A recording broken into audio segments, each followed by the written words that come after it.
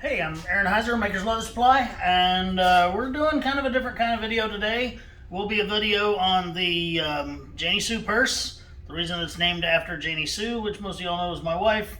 I made her a very similar purse some years ago for her birthday. Everybody loved it. It was great, but it was really big and it didn't close on the top. And that was two things she had wrong with it, because sometimes I can actually talk her into carrying a firearm, and you know, nobody wants to leave that in an open top bag. So anyway, made up a smaller version of it that has a locks fastener on it so that it can be held open or closed. And I put kind of a shorter handle on it, but I mean, you can do it as a big crossbody or whatever as far as handles go. This is the mystery box that we just shipped out for the beginning of July. And in it was most of the leather that you see here, minus we didn't ship out this fancy crosshatch looking leather stuff. There's just some scrap I happen to have laying around. But we did ship out a Don Gonzalez tooling pattern for the top part. I tooled mine, I antiqued it, and then I filigreed it. I cut it out. And I'm going to add some color to mine. I was just going to do it with that same leather that one was and some brown behind it, doing it like that. But the other folks that work here that advise me heavily on things are like, hey, if you did all that work to filigree it and everything, put some color in it. So I put this turquoise behind it, but then the turquoise didn't match with that leather, even though I love that leather. So I went back there and found this super rustic looking oil tan. This super rustic looking oil tan back there, and so it'll be like that. So yeah, we're gonna build. I've already built some of the video. Doc and I talked about it. Doc's holding the camera today because we're gonna have to go back and forth to the sewing machine and stuff, and we just wanted to try this way and see how it worked. But anyway, I already built some of the pieces, but it's pieces that we have another one of the same piece we have to build. So since we don't have the luxury of pausing and starting the camera and stuff like that, doing it this way, figured I better have some of the groundwork done. So basically, here's one of the side gussets, and we're going to build the other one together. And then also I took some of this accent leather and just put it underneath here and sewed it down. And I'll show you how I did it, but I sewed this panel to the accent leather first at the bottom, and then I sewed the entire thing to the bag just at the top and the bottom. I didn't do the sides yet because all that'll get sewn on when the gusset's done. So all that to say this, first thing we have to do is our gussets, okay? With the leather that we shipped out in the mystery box, it's softer, it's stretchier. You don't necessarily have to do what I'm about to do, but it will help if you do. But I'm going to skive around three sides of this thing, okay? So I've got my skiver over here. I don't think I moved any of the, yep, still good. So yeah, we're just gonna skive three sides of this.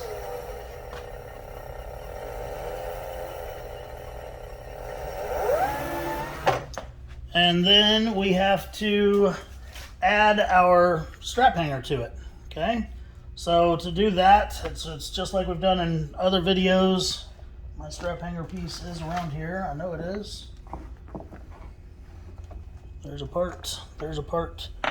Where's another part? There it is, under the roof. All right, so I put some tape already on the back of my strap hanger. Again, I'm trying to make it to where we don't have to keep pausing and starting and stuff like that. And let me know in the comments, folks, if this video does it for you, or if y'all are like, no. I'll still do a lot of the videos the normal way, but when I have to go back and forth to a sewing machine, I really think that this will help. So I put the strap hanger 1 inch down and centered right to left. And I'll take it away and I'll make sure I also have it straight and not skewed. Okay? Now I'm going to sew around that on three sides. Or sorry, on all sides. I'm using a class 26. That's another reason that we're over here in the store today, because I don't have a class 26 in my office right now. So here we are in the store using the demo model. But that's good too, because the demo model gets touched by a lot of people, and so it's good for me to use it once in a while and make sure that it doesn't need any dialing in or whatever. because people love to turn all the knobs when it's sewing just fine.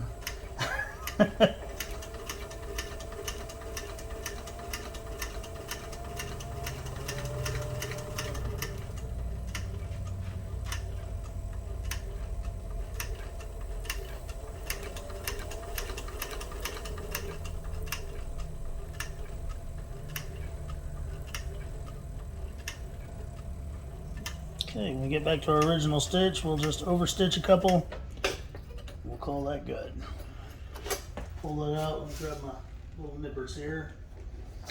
There they are. Alright, so you'll have seen me do that on quite a few bags, and you've also seen what I'm about to do, which is to put the D-ring in it. If you've watched a lot of my videos, this is not news to you.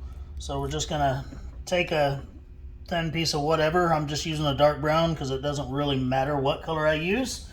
And this is gonna hold the D-ring in.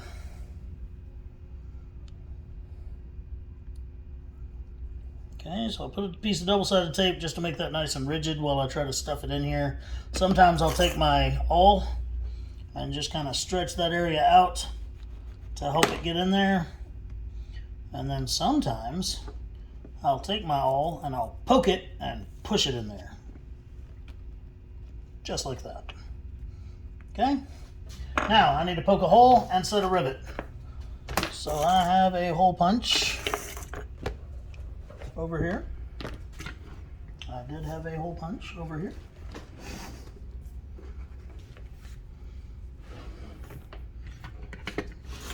Alright, I can look for 30 minutes or I can just grab another one. Give me 2 seconds.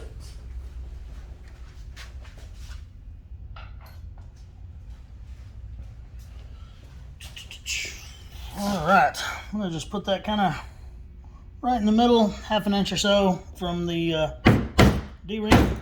This table has a lot of bounce to it. This is not my normal pounding table. So unfortunately that means it's going to be extra loud and I'm going to have to hit extra times to get some good solid hits. Normally I'd do this over like a leg of the table, but I need it right by the sewing machine too. Alright, so we're going to set that rivet. Doc's going to close his eyes just in case this thing goes flying. Flying it did. Oh. Alright, now I'm going to lean over that rivet.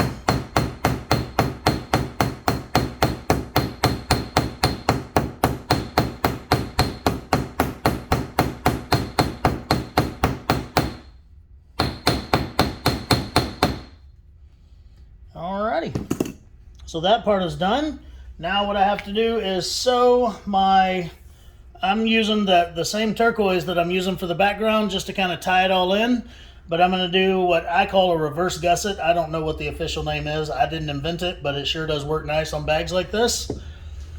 And when you sew it on, you want to sew it facing, you know, the finished side facing that, because when it's on the bag, it'll look like this. And it'll be nice and pretty and finished. So, I'm not going to use any double-sided tape. I'm just going to start it a little bit high there and work my way around as I sew. Lots of bobbin thread. This is a much more fast-paced video than normal. This is the pace that I try to work at normally, as long as my phone's not ringing. The good news is, as long as my phone's what's doing the recording, it's not ringing.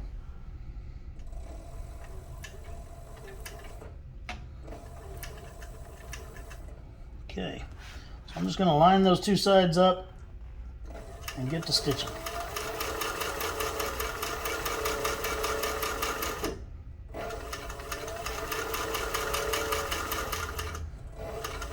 And then when I get down to a corner, that's where it's going to get a little bit tricky.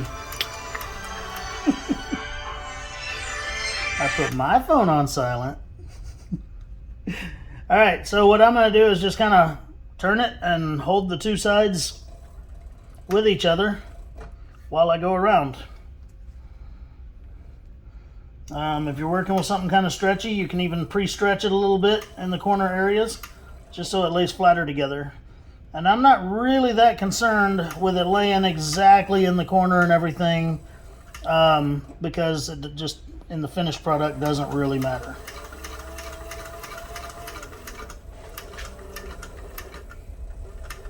Okay, so now we're to the other corner. Wrap it around and make it match.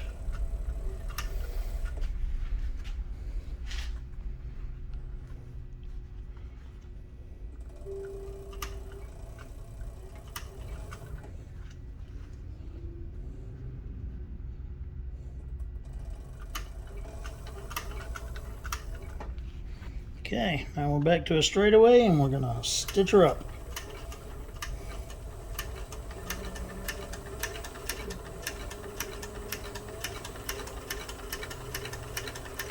Janie Sue swears I'm gonna sew my hand to a machine one day. My only thing is, if I ever do, it better be on camera. I want to be able to laugh about it after I quit crying. Don't jinx it. Yeah. Not today, of course.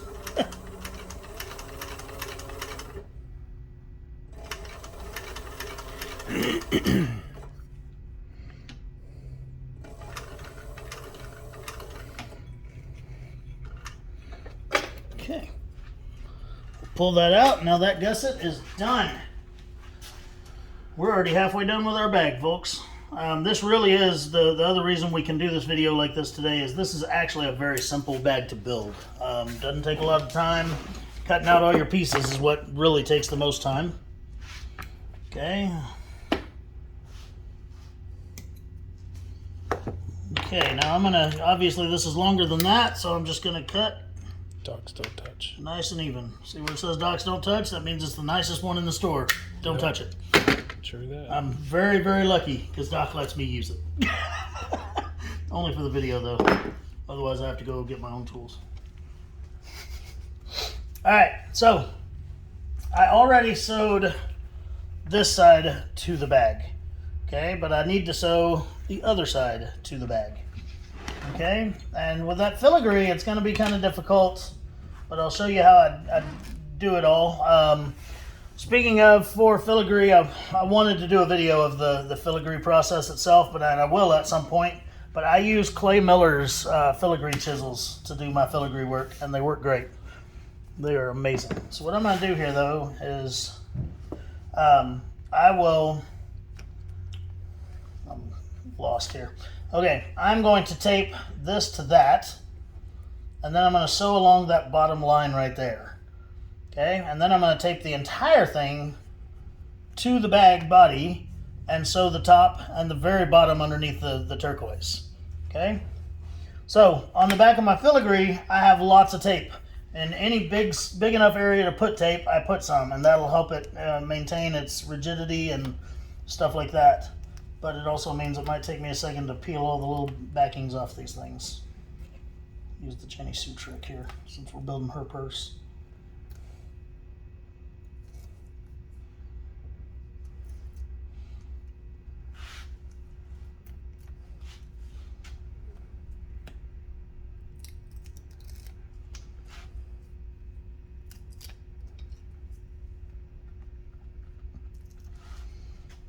I'm a fingernail chewer.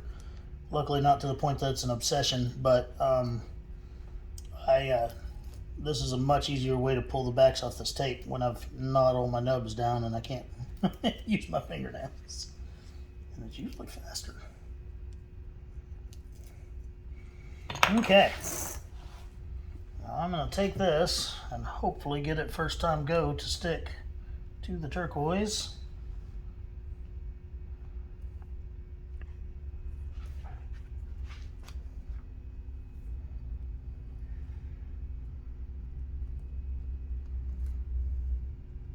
Just like that. Lay it down all the way across. And again, what I'm going to sew first is this bottom line of veg tan to the turquoise. Okay, and then I'm going to tape it to the bag, and I'll sew the bottom of the turquoise and the top of the veg tan to the bag. So back to the machine we go.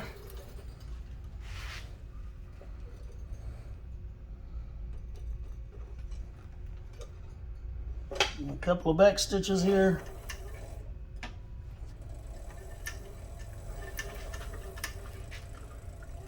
And I have to be pretty careful because I don't have a ton of room for my presser foot there.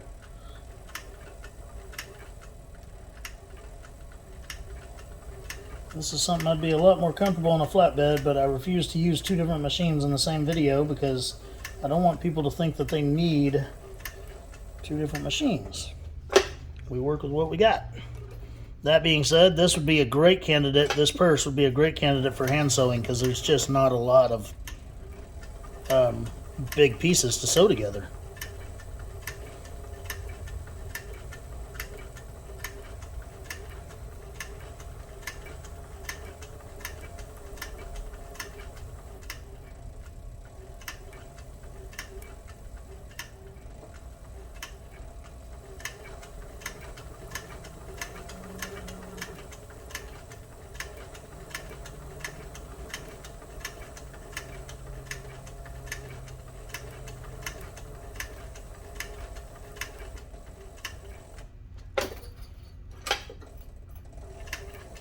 What veg stand did you use on the tooling? This is actually a new veg stand that we're about to carry. It's a Euro blend that we got from one of our distributors. And it tools really well. I like the nice light color for this one. Of course, sometimes you want a darker color, sometimes you want a lighter color. This stuff maintains a much lighter color, and I really liked it. It was good to tool. It should be on our website here in a couple of days. This was cut off our sample piece that we got from them, and now we've got a whole pallet of it coming. But it's 4 to 5 ounce is what I tooled here.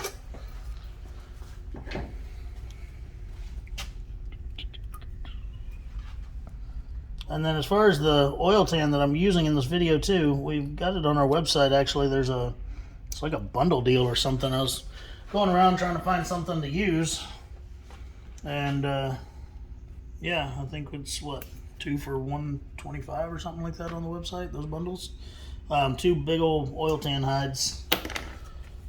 Alright, so now this has got to stick here. So I got to put some tape on it.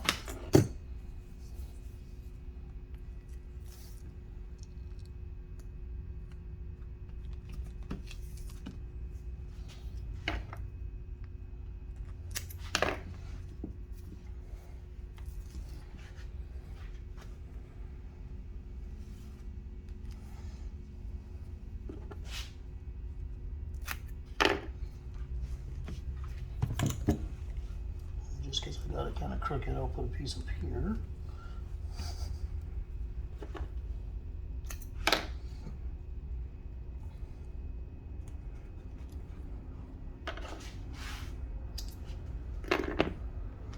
All right.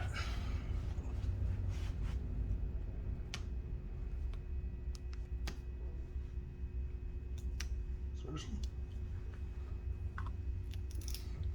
Let's see, my Janie Sue trick's not working.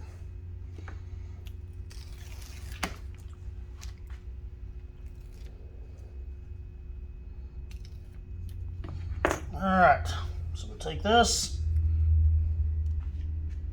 line it up with the top of the purse.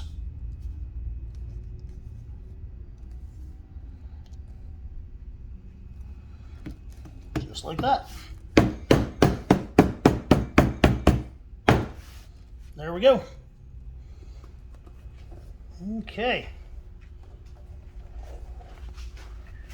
Now I'm just going to sew along that very, very top line, and that is all.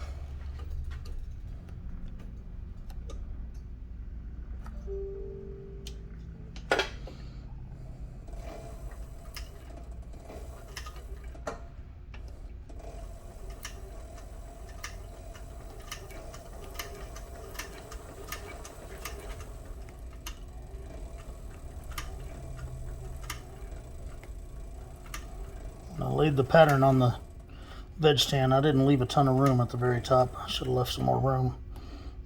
If you notice, the bottom's got a nice wide sewing border. The top does not.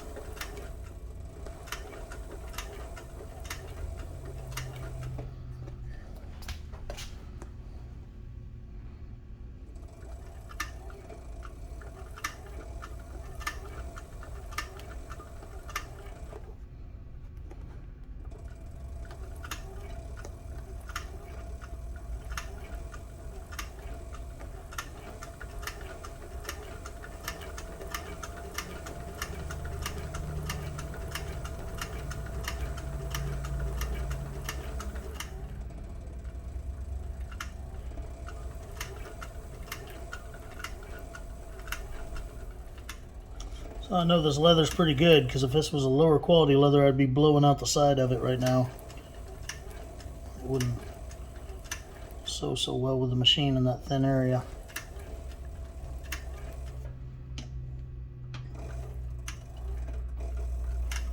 Alright, back stitching at the end. I'll pull it out, and then I need to sew that turquoise part down at the bottom.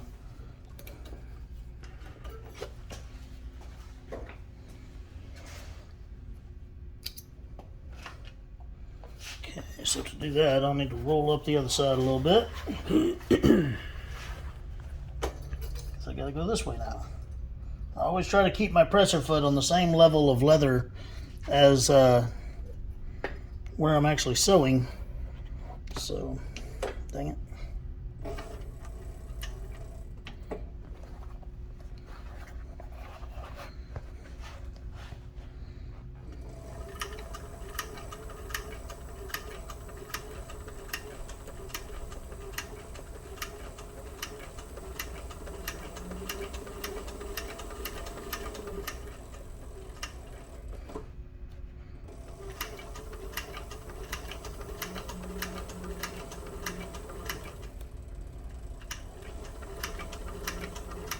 I'm just kind of using the edge of my center foot to be my guide as far as how far from the edge I'm sewing. Help me keep it consistent.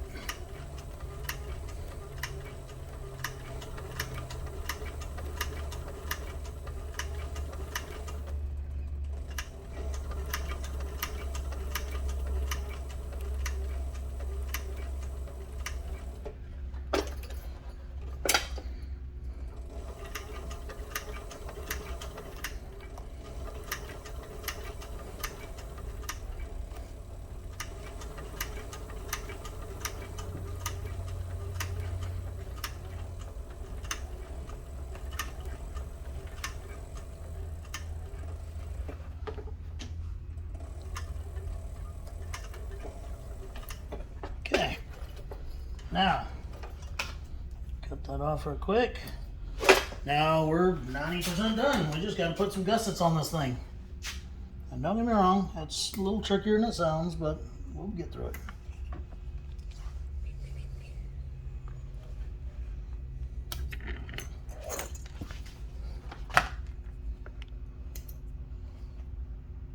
You can glue this, and that would make it pretty easy. I am looking for the quickest way though, and I'm going to tape it. Okay, and normally you'll know I don't tape turn bags. Well, it's not really a turn bag, so it'll be all right.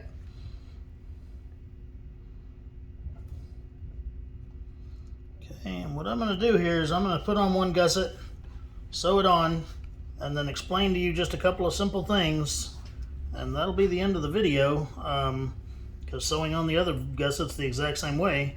And then doing whatever kind of handle you want to do. I mean, if you've watched any of my videos, all you have to do is take that strap and wrap it around those D-rings that are on the gussets there. And you can rivet it, you can sew it, you can whatever. But like I said, we're trying kind of the down and dirty version and see how it works out.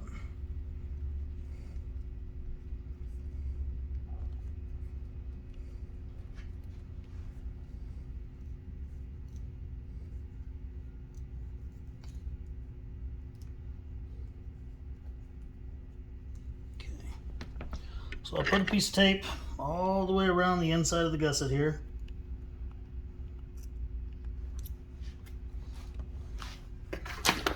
Okay, so you can see it all the way around. Now, you need to find the center of your bag first. Okay, so when you fold it in half, that bottom center there is going to be your starting point for this. I'm going to mark it with my fingernail. And when I start clipping this thing together, I'm going to put my gusset right square in the center of it. Alright, and I said clipping it together. I'm going to still clip it and use the tape as well. So just extra hold.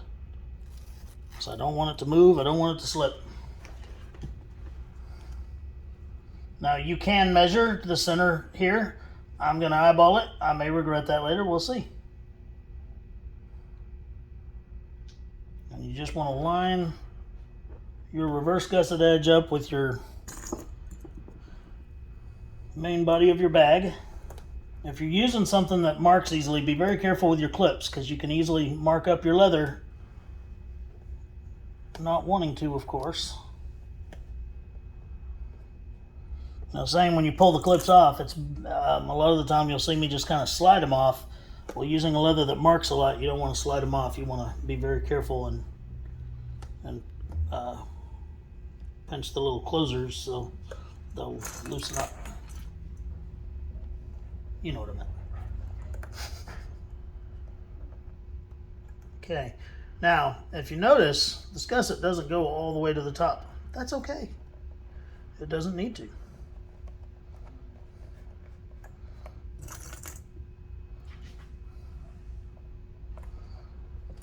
But what it does need to do is when I go around the other side, it needs to be in the exact same spot. So if it's 1/4 of an inch from the top, great. As long as the other side is 1/4 of an inch from the top too. And I'm not gonna lie, I'm fully prepared to unclip and reclip this thing 2 or 3 times if needed. I'm hoping not to, considering I use tape also, but you know.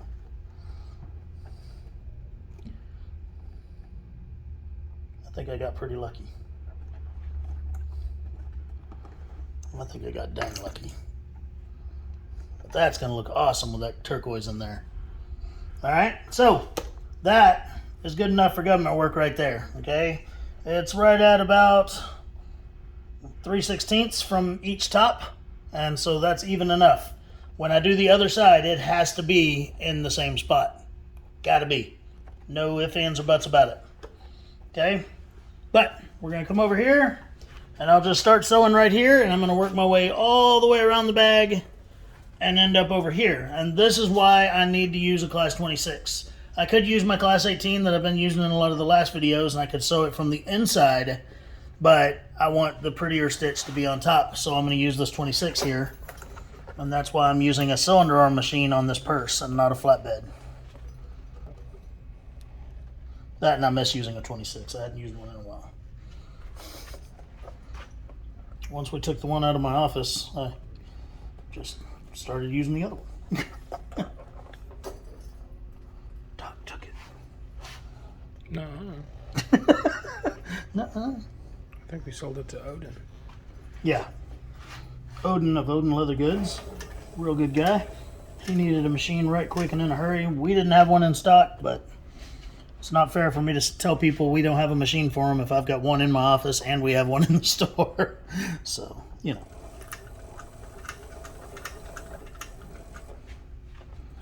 Alright, so here we go.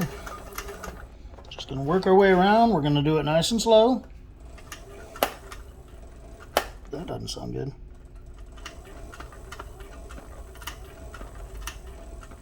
Too many layers.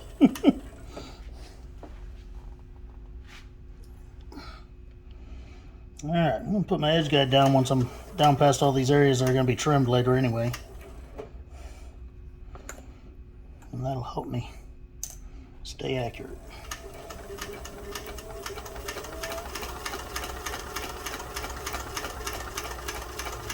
Look at her go. Exactly. And then I just kind of push down with my finger to roll that bottom edge around on the sewing machine. And when I'm done with this, I'll actually kind of form it up and square off the bottom just by, you know, pinching the creases into it and stuff.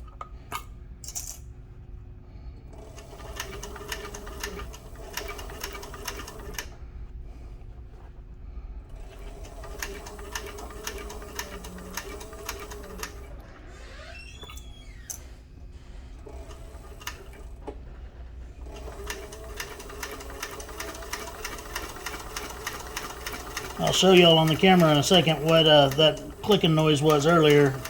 I'm going to have to restitch that top over there when I'm done, and I'll show you why, but it's my bad. I should have taken care of it before I even started sewing it.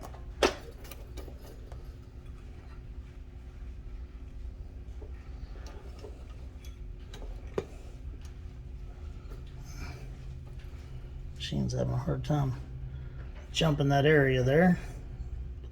Put that back in there. go. Perfect. Get my edge guide out of the way.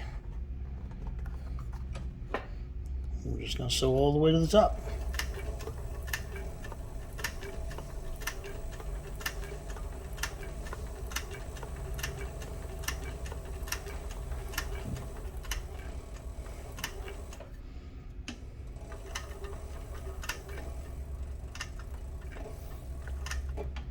Okay.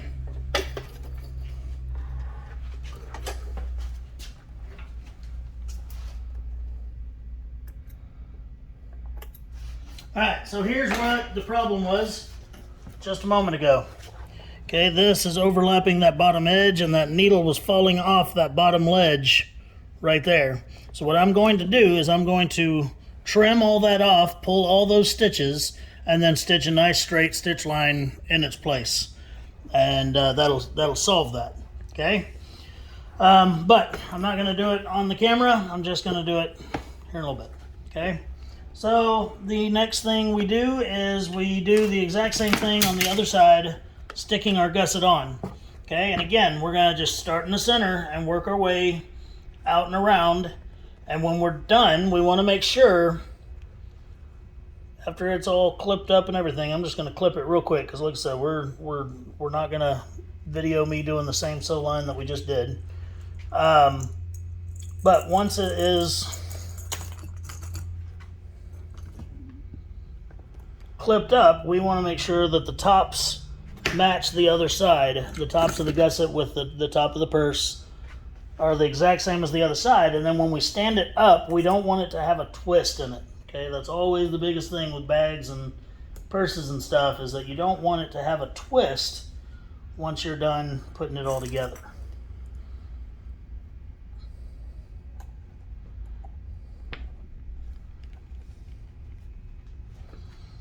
Okay, and then the very, very last thing we're going to do to this, besides that shoulder strap, we're going to put a locks fastener on the top of it. And if you haven't used a locks fastener before, we do have a video on our channel on installing the locks fastener, but it's real simple. We're going to punch a 3/8 of an inch hole all the way through and install it.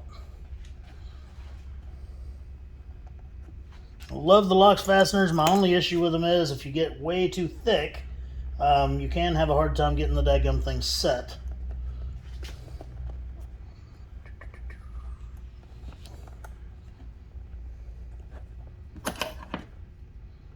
Do I have a regular pair of scissors sitting over here? Nope. Grab scissors right fast. I cut that at an angle. It's not as straight as it needs to be.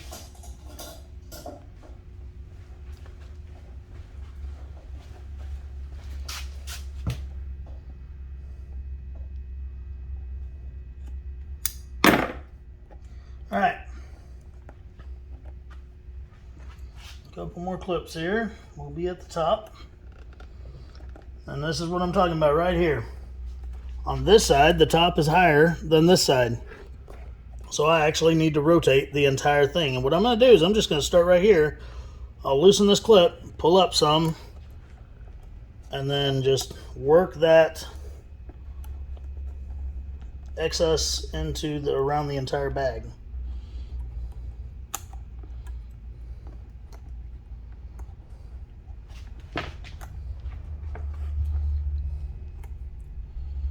Okay, and then once I've got it clipped where I think I want it, I'm going to set it down, and if it sits squarely, then we're good. If you can tell it has a twist in it, not good.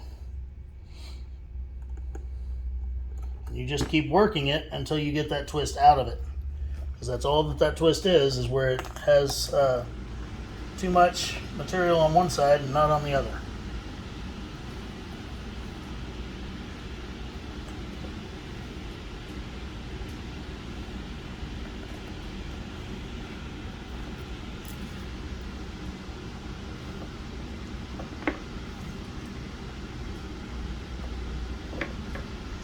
That's a lot more like it.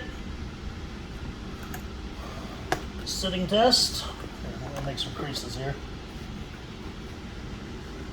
Keep it from rolling over.